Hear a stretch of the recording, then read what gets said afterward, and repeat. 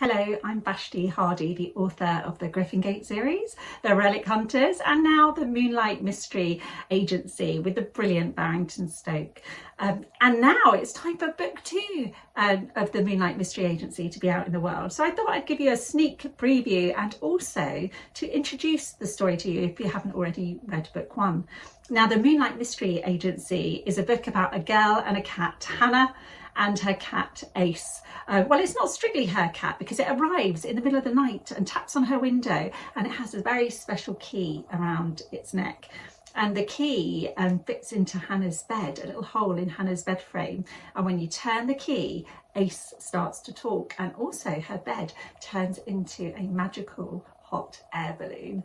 And the ceiling in her bedroom kind of melts away and turns into the stars, and they fly up into the air and into a magical sparkling cloud that takes them to the world of Moonlight, where you'll find amazing creatures, and also there's always a mystery that needs solving, and Hana and Ace are just the pair to solve the mystery. So in book 1 there was a missing birthday cake, and a very special unicorn called Spark had lost his birthday cake and was on the hunt for it. And Hana and Ace helped Spark sort that out. And in book 2, there are some very puzzling paw prints. So in the puzzling paw prints, I'm going to read you a little bit from chapter 3, and it's called Big, Big, Big Paws. Here we go. Hana and Ace flew over a silver forest. The balloon had taken them to the land called Moonlight. "Look, it's the whispering trees," said Hana. The trees had helped them solve the mystery last time. A bionic unicorn called Spark had lost her birthday cake. Spark had blamed everyone else for the fact there wasn't a cake for her party. She thought someone had stolen it. But in the end, it had turned out that no one had stolen her cake. Spark had forgotten to order it. They flew past the silver forest, over a meadow, and towards a pond. The pond glittered in the sun. The balloon started to drop down. "I think the balloon wants to land by that big pond," said Ace. "The mystery must be there." The balloon landed, and Hana and Ace got out. "This is the popping pond," said Ace. "I can see why it's called that," said Hana. Enormous bubbles rose to the top of the pond and popped as they came up into the air. "Ah, there you are!" someone called out. Hana looked around. There was no one there. "Who said that?" she asked.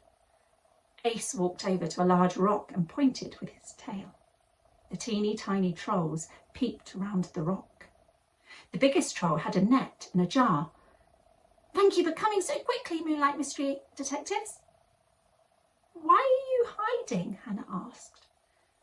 "We were collecting bubbles from the popping pond when we saw something."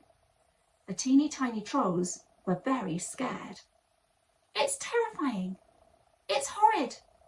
It's awful," they said. "What is?" asked Hana.